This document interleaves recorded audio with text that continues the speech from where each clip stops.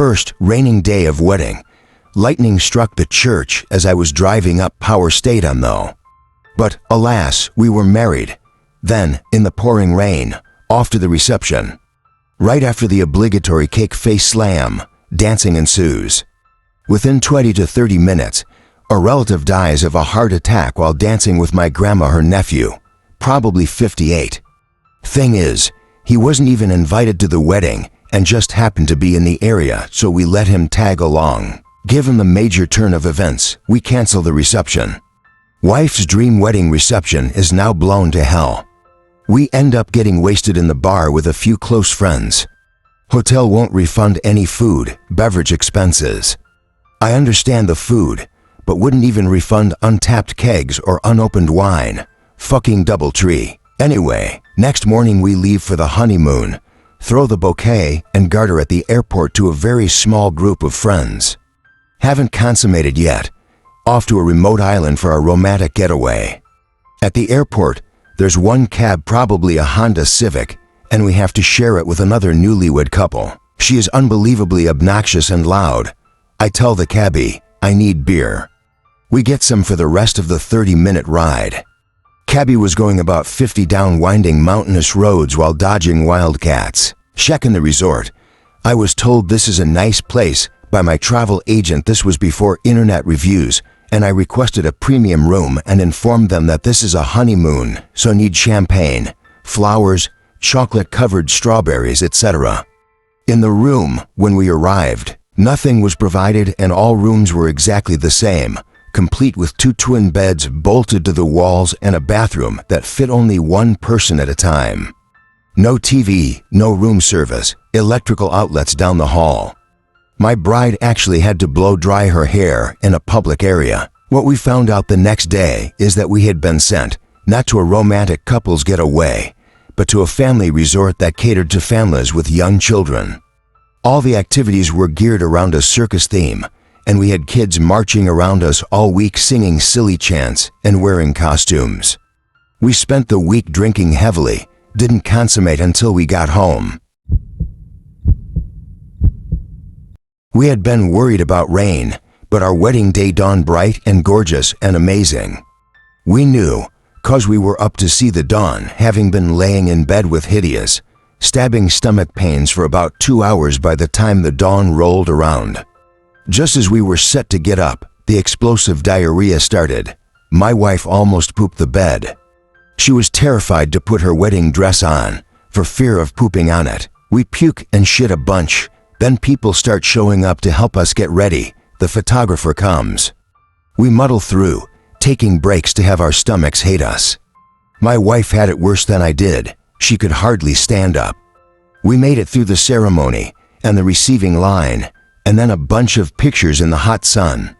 My wife looks like she's swallowing vomit in some of the pictures, because she is. Then my wife went and collapsed on a couch in the ladies' room, and I struggled through greeting guests on my own. It sucked, because I wanted to be with her, and I also wanted to just lie down on the floor. The food was delicious, so I'm told. Neither of us ate a thing. The reception was great. My wife did eventually come out of the ladies' room. We got a doctor friend to prescribe us some anti-nausea pills and were able to enjoy about 20 minutes of the party together at the end. Some of our guests started coming down with the bug, definitely a bug, not food poisoning. Some people had had it before they got there. Some people got it the next week at the wedding. One guy puked on the trolley. No rain though. Blue skies all day. We actually got a chance to have another wedding about a month later, for free. So we took that chance, and it was a much smaller, quicker, but less disgusting and painful affair, and we got awesome pics from that one too. We got married in 2008, just as the world was unraveling. The economy had begun its freefall, and everywhere we turned, people were losing jobs, homes, stability. But we were in love, untouchable, we thought. Young, naive, and determined to plan the perfect wedding on our own dime. No help from parents, no shortcuts, just grit, spreadsheets, and dreams of white sands and Kauai. But there were signs. We should have known something was off when our wedding photographer's camera mysteriously corrupted every photo after the kiss. Every single one blurry, distorted, or completely black. "I've never seen anything like this," he whispered, pale as chalk. We brushed it off. Bad luck. Tech glitch. Then came the airlines. For months out, the first airline we'd booked for our hop from Oahu to Kauai went bankrupt. Out of nowhere. They just vanished. No refunds. No explanations. Their website became a 400 for graveyard overnight. It stung, sure, but it was a small hop. We figured we'd rebook. 3 days later, the second airline, the backup, also declared bankruptcy. That time, I swear, I felt the air shift in the room when we read the news. Like something ancient and patient had exhaled. My wife joked that it was a sign we shouldn't leave the mainland. I laughed a little too loudly, but we weren't ready to give up. We'd paid for it all: wedding, reception, honeymoon, every cent from our own accounts. We couldn't afford another set of tickets. Desperation crept in like a fog. Then came Amex. I've always heard they go to bat for their card holders. So I called. The line picked up on the first ring. The voice on the other end was calm. "To calm, I understand," the agent said. "We'll take care of it. A letter is on its way. All you need to do is sign." I don't remember giving my address. The letter arrived the next day. No logo, no return address. Just a single sheet of thick, off-white paper with an ink-smudged signature line at the bottom. The text was typed in all caps: "Signed to release debt. Signed to continue." I signed. The next day, the original airline charges vanished from our card. In their place was a pending charge from United Airlines we hadn't even booked yet. I shrugged it off as a glitch. We were relieved. But that night, I had a dream. A black ocean. A faceless man in a pilot's uniform, standing on water, whispering, "Don't go to the island. It remembers." I woke up to my wife sitting up in bed, eyes open. "Did you hear someone whispering?" she asked. Still, we flew. The airport was chaos. Screaming children, flickering lights. Our flight to Kauai was at 11:20 a.m. We got to the gate at 10:37, 43 minutes before departure. The United agent smiled too wide. "I'm so sorry." We stopped checking bags at the 45-minute mark. "But it's 3 minutes. Rules are rules," she sang, already typing. "We'll put you on tomorrow's flight." That night, stranded at a nearby motel, the dreams came back. Same ocean, same faceless pilot. But this time, he was reaching out, grabbing my hand, pulling me under the waves. When I woke, I found sand in our bed. Sand in a seaweed. We made it to Kauai the next day. But we didn't stay long, because the moment we arrived, locals looked at us strangely. One old man at a roadside market refused to sell us pineapple. "You're the ones who were supposed to come yesterday," he muttered. Yesterday was safe. I asked him what he meant, but he had already walked away, muttering in Hawaiian and drawing a crude symbol in the air with his hand. That night, the power went out in our resort. The winds howled outside our windows like a choir of lost voices. And in the dark, we heard it, a low whisper, coming from the walls. Was a bridesmaid for my friend's wedding a few years back, so was my roommate, 6 total on either side. Ironically, half the wedding party was single, the other half wasn't, and in good spirits the bride and groom paired the singles with each other based on who they thought had the best chemistry. My roommate and I were both in relationships, so we just sat to the side and laughed watching the single ladies flirt lightheartedly with the single men. It actually wasn't a bad setup. It sounds weird, but it really would have worked out, except for this. My roommate and I got up early on wedding day and spent the morning getting ready with bride and other ladies. My boyfriend, now husband, offered to pick up my roommate's boyfriend for the ceremony, reception, and they'd carpool together. Ceremony and pictures went fine, except in our spare time, my roommate was doing her damnedest to avoid her BF, not even talking to him. This trend continued at the reception, and I pulled her aside and she said she was planning on breaking up with him in the next few days. just not feeling the relationship anymore. I tried to save face whenever the poor man asked me what was going on, if everything was okay, saying that she's just really stressed out by bridesmaid duties, she doesn't want to get distracted. Eventually he manages to corner her, and she snaps and dumps him right there at the reception. He knows no one at this wedding besides her, so he decided to start walking home. Did I mention we were in the middle of fucking nowhere at the bride's parents' house because they owned a bit of land and farming country? My boyfriend and I tried to salvage the situation. He tried going after now ex-BF, while I tried to keep my roommate from being a drunken fool and literally shouting her newfound freedom to the entire company of people. Both of us completely failed. Last I heard, ex-BF managed to get a hold of his sister to pick him up somewhere on the road, and my roommate started absolutely throwing herself shamelessly at the single groomsman and any other man she discovered was single at the reception. Despite their obvious interest in other people and despite that fact that said other people were standing right there, by the end of the night, the entire crowd except for the bride, by some miracle knew she had dropped her man literally hours prior. The other bridesmaids were livid that she was trying to steal all the attention that night with her newly found single life, and my boyfriend and I didn't even get to enjoy the reception. I think we maybe got to dance to one song, and that was after we gave up any hope of damage control and decided to let whatever consequences happen. There were some major falling outs after the bride got back from her honeymoon and discovered all that went down, and I think today she's only really friends with myself and her maid of honor. I stopped living with my roommate after that semester of college. There's more drama associated with her, but it's not wedding related, so I won't go into it here. But yeah, wedding almost completely upstaged by a bridesmaid gone rogue. She was never good with the word no. The kind of girl who could sweet-talk her way into clubs at 16, who always got the teacher to change her grade, who had been planning her perfect wedding reception since she was 13 and had a Pinterest board before Pinterest even existed. The courthouse ceremony weeks earlier had been a legal necessity. Her husband was in the military, deployment was looming, but that wasn't the real wedding. This reception was it. Her moment. A stage dream in lace and twinkle lights, and nothing was going to ruin it. Or so she thought. We arrived at the venue around 2 p.m. The staff were already moving like clockwork, flipping chairs, folding napkins, fussing with flower arrangements that were so symmetrical they looked computer-generated. She was radiant, practically floating into the bridal suite with her dress hoisted above the dusty gravel entrance. She tripped slightly over the hem of the skirt. Nothing dramatic, but someone watching from the shadows must have decided she wasn't walking quite right. Because that's when it began.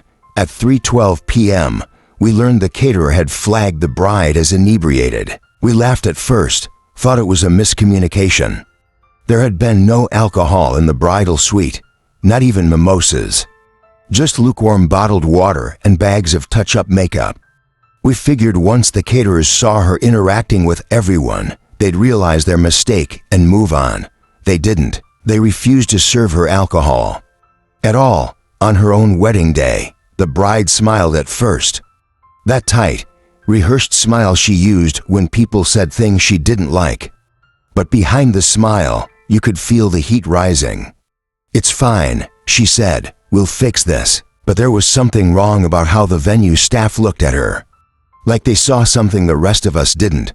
Like they were following a script we hadn't read. At 5 p.m., the cocktail hour began.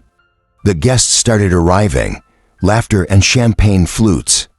Music played softly from hidden speakers, but the bartenders still refused. And now they weren't just refusing her, they were refusing everyone. When asked, they murmured something vague about liability. "We believe alcohol is being distributed outside of our service," one of them said, eyes darting toward the bride. Another added, "Someone's hiding bottles. The bride's been drinking since she got here." That was a lie. I'd been with her the entire time. But the whispers grew. Guests muttered. Staff whispered into radios. The DJ kept looking toward the bar, then toward the bridal suite, then away. And the bride, she began to change, not in some supernatural way. Not visibly, but her energy shifted. Her voice grew sharper, her smile never reached her eyes. And somewhere around 5:45 p.m., as guests settled into their seats and dinner began, she stopped pretending. She grabbed the DJ's mic. The music halted mid-song. She stood at the edge of the dance floor, veil slightly askew, dress glimmering under the chandelier's cold light. "It's over," she said, calm, clipped, like she was making a boardroom announcement. Someone laughed, thinking it was a joke. She didn't. They ruined it. All of it. There's no point in continuing. "Go home. It's done." And then she started folding chairs. No one helped. No one moved. She folded chairs while the best man looked on with a glass of dry white wine he'd somehow acquired. She dragged centerpieces off tables, one by one, like a funeral director disassembling caskets. A bridesmaid asked her to sit, to calm down. The bride just stared at her. "Why won't they serve me?" she asked, more to herself than anyone. "Why are they all acting like they've seen something I haven't?"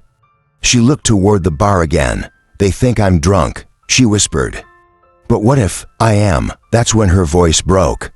She clutched her chest, her eyes wide.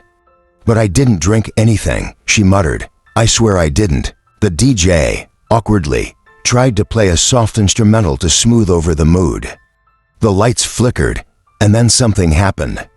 One of the caterers, an older man with deep lines on his face, walked up to her and handed her a mirror. "Take a good look," he said. She stared, and she screamed. I didn't see what she saw, but the mirror shattered on the floor, and for the briefest moment, everyone was silent. Then the room plunged into chaos. Guests left in a panic. The DJ unplugged his equipment. The lights turned blood red for a second, then flicked out entirely. I grabbed my purse and bolted out the side exit, where a strange, rotting scent was drifting on the wind. They say she never officially canceled the event with the venue. Her name remains etched into the planner's ledger, marked with a note in red ink: "Event terminated. Alcohol restriction enforced. Unfit to serve." No one has seen her since that night, not even her husband. But every now and then, someone says they see her, just outside the venue, folding chairs, alone, still whispering. "It wasn't me. I wasn't drunk. It wasn't me." We didn't get any honey on our honeymoon. Not for lack of love, not for lack of effort. We were just tired. 6 days, 5 nights, Disney World, the happiest place on earth. We walked 45 miles, that's what my tracker said. Every ride, every kingdom, every line and souvenir shop. We covered every inch of those 43 square miles.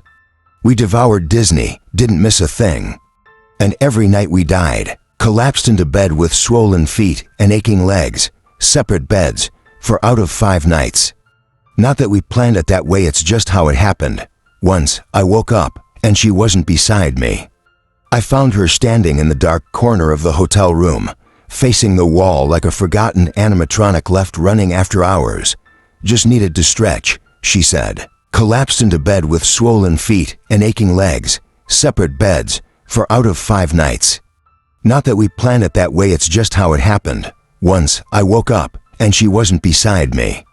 I found her standing in the dark corner of the hotel room, facing the wall like a forgotten animatronic left running after hours. "Just needed to stretch," she said. But she didn't move. Even now, I'm not sure she blinked. It wasn't a romantic honeymoon, but it was fun, so much fun. We laughed, we snacked on every Disney treat we could find, we smiled for all the pictures. It was perfect, mostly. We'd been together 6 years by then, lived together for 2. Engaged for 18 months, this wasn't new. We knew each other better than anyone else in the world. But something about the trip stuck with me. Maybe it was how obsessed she became with covering every square foot of the park, like she was on a mission. Like she wasn't just seeing Disney, she was cataloging it, absorbing it. She kept muttering numbers under her breath. 14 rides, tomorrow 12 more. 1 parade, 7 churros. I asked her once what she was doing, She didn't answer. She just pointed toward the glowing castle and whispered, "We haven't gone inside yet." "But we already did," I said. She didn't seem to hear me. We laughed it off, blamed it on exhaustion, the stress of planning a wedding, of being in a place that never stops playing music, never dims the lights. But when we came home, things didn't feel right.